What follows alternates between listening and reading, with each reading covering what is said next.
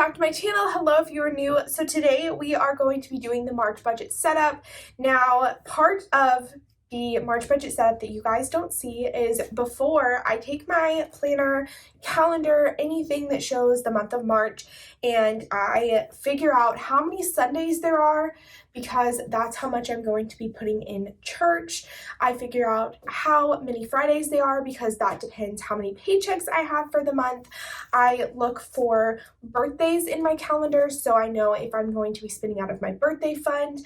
I look at any doctor's appointments, any weekends that I know I'm going to be out of town, and then I also in my notes section put any bills that I know are going to come out. So for example, I know the amount for my gas bill and when it's going to come out, so I went ahead and put that in here. Now, March is a larger month, so there may have to be pretty big adjustments because I don't know everything at this point, but that is the way to kind of plan ahead. It doesn't take me long because if you're filling out your planner ahead of time and as you schedule and make appointments, then all you have to do is take a look at this as you're doing your budget. It's not a big deal. So let's go ahead and get into the budget and see where we are going to land for the month of March. Okay, you guys, so let's take a look and start February's budget. So as always, this is pulling my numbers from February, so we will have to do some adjusting. So first, let's start with my paychecks. We have adjusted to $698.06 as all of the paychecks. And this month there is 5 weeks. I love when we get a 5 paycheck month. It really helps with just what I can do during the month. So then we can go to giving. I don't have any big birthdays planned. I have a coworker's birthday in the month of March, so I'll probably put $25 towards that. But everything else, to my knowledge, I do not have any other birthdays. I am learning my fiance's family's birthdays slowly, so that is why we kind of have the extra income in here. For giving, there are 4 Sundays, which means $40, and then normally there are 3 extra things for food pantry, building fund, cemetery, or flowers, or something along those lines. So that's $40, $50, $60, $70. So keeping the $70 here. My grandma's payback, as of right now, I owe her 87 cents, so nothing there, and other, nothing in there as well. For housing and utilities, my rent is not changing, my water is not changing, my natural gas is. Now, I have $98.67 pulling out on the 3rd, so 67, and this is pulling out on the 3rd of March. Now, because this is technically from February's usage, because of February was such a short month, it is possible that I have a second bill coming out.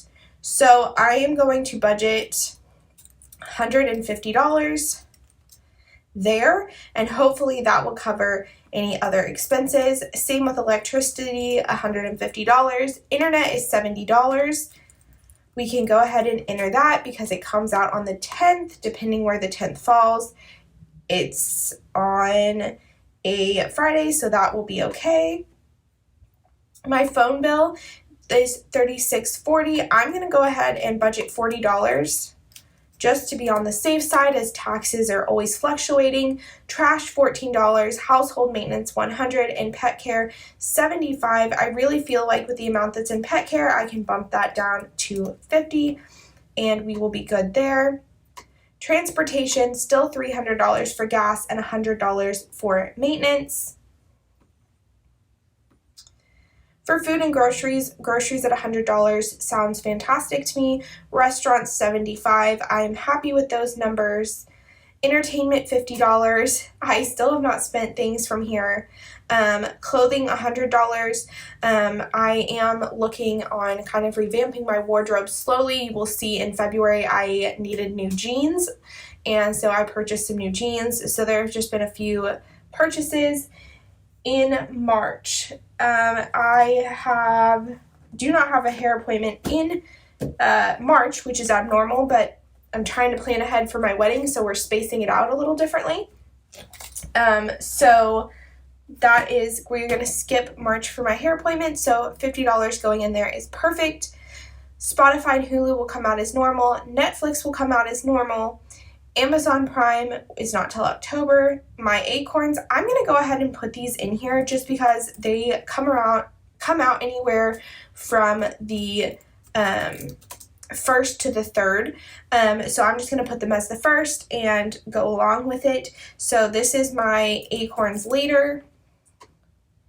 And we're going to put that on the 1st of the month. Then we're going to do $5 because this is something I always forget to put in, and it's a planned expense that always comes out at the exact same time. So I'm like, why don't I just put it in here already and just be done with it? Even if it does come out on the 3rd, that's okay. And then $3 for the monthly fee. Corns. Monthly fee. There we go. Medical, $50. I am happy with that amount. And my insurance benefits card is sitting pretty at $1,200. Insurance, so we don't have anything except taxes. I will be getting my taxes done in the month of March. So all of this will be disappearing. I'm actually hoping that not all of it disappears. I'm hoping that less than half of it disappears. And I actually get something back. Ideally, it would just be a few dollars, but we're going to do there. Identity is not until July. House is not until July. Car tags not until July. And car insurance not until June. So we are looking good on that. And I honestly don't feel like I need to put anything in car insurance for how high it's sitting. So we're going to go ahead and take that out for this month. That means we are down to savings. So let's see what kind of savings we are looking at. If you're unaware, this is my emergency fund. This is actually my old emergency fund. We can get rid of that. It actually won't let me get rid of that. That is why I have not deleted it. We have a second emergency fund. I actually closed this account. I guess I could move this balance up and then delete that. I will do that in February. So this will disappear and it will just be one emergency fund. But I have $15,014.88. If you are wondering if I truly cut back, if it is emergency and truly cut back to only what I need, I can survive for over 6 months on this. Even continuing to buy food and stuff the way I am, I would just have to cut back on my subscriptions and eating out and things like that, which I definitely could do. Then we have Future House Fund sitting at $1885.15, technology sitting at $500, furniture is at $0. My wedding, I have $79.33.51. This is actually not reflective of properly. This is what I have paid. But this is not, so this is what I have left over after I've made my payments, but it is not accurately representing what I have pre-planned to spend. For example, my DJ, I know what I'm going to spend, but I have not paid him yet. My photographer has taken the deposit, but has not taken the full amount yet. So I have a separate spreadsheet that kind of reflects this. Then we have wedding for me. I have $871.80 left over, so that means all of this is going to go in here. As I said, this is just to plan ahead. I do not plan on using all of this, but it is there just in case I need it. So that'll put my wedding for me fund at $2,243.97. For those of you that are unaware, my parents gave me a budget for a wedding and they're paying for it. So this is actually my money from my house fund. And I pay for everything and then they pay me back. And so when they pay me back, the money that they pay me back with does not go back into the wedding fund. It goes instead into my future house fund. So that's kind of how that is working out. And then this is stuff that I need to buy. So for example, Brance's wedding ring came out of this fund. Our marriage licenses will come out of this fund, things that I am not considering as part of the wedding. And then if we do have leftover money from my parents, then we can put some of that towards that. But I am planning ahead for what is needed. Okay, so there you guys go. That is my March budget setup. Now, as you can see, the amount of time that it took me to set up the budget is the actual amount of time that it took me to set up the budget. Now, if I wasn't filming or talking to you guys, I'm sure it would take just a couple minutes less. Really, it doesn't take me that much longer to do the actual budget part by showing you guys. And then this, as you can see, I literally just opened it up, pulled it out. Like when I get my email telling me what my bills are, I just put it in the month that it's pulling out and the date and the amount, and that's it. So it's really not complicated to set up a budget. It will take longer the first few months you do it. You're gonna make mistakes for the first year because you really don't have that look of a year's worth of expenses, but I definitely think that budgeting can help you so much. I mean, I have paid off my student loans, I got a car, I've saved for a house, which I have not bought yet, but as you can see, there's money sitting in there for a house. I have outright purchased the phone that you guys are filming on.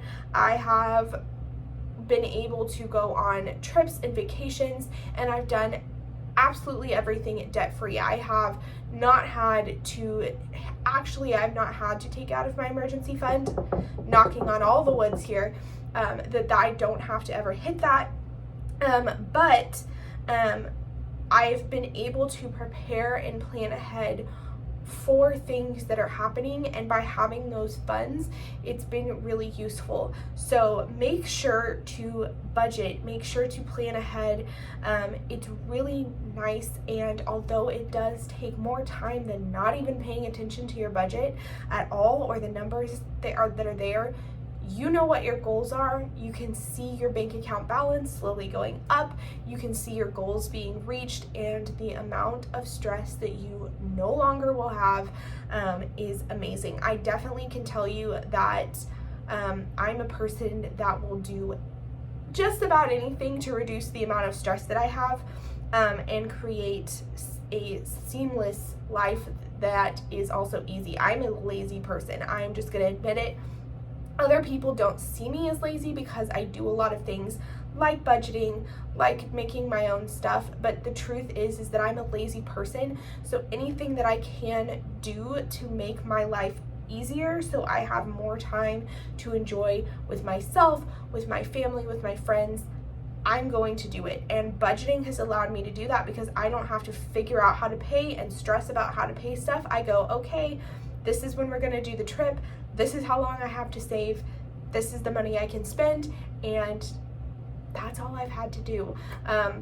If I want to do something fun, I just plan ahead, and it sounds bad. You're like, you're planning for something fun, but as you guys can see in my entertainment fund, by saving a little bit each month for that fund, I can go do something that's more expensive, and that is great because I'm not doing all those little things, and that's a choice that I'm personally making. It doesn't mean I don't have fun. I got my nails done with my friends recently, and I had a lot of fun doing that, and I was able to do it because I had the money sitting there. It came out of my entertainment fund, and it really didn't make a huge hit, and it's something that I normally wouldn't have done. So make sure, just try budgeting for a 6-month period, because like I said, those first 3 months are tough because you've never done it before, or you've never done it properly before. So go ahead, give it a try. The first 3 months will be rough.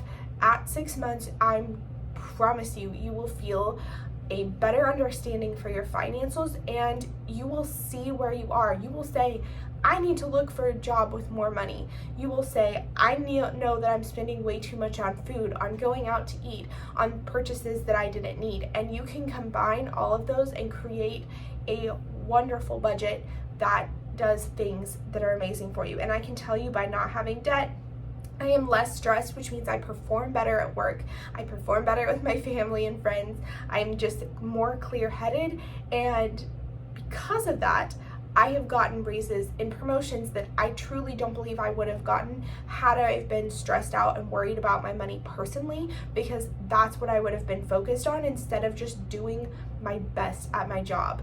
Because I don't have to think about, oh my gosh, I have to make this amount of money, or I'm not going to be able to pay a payment for something.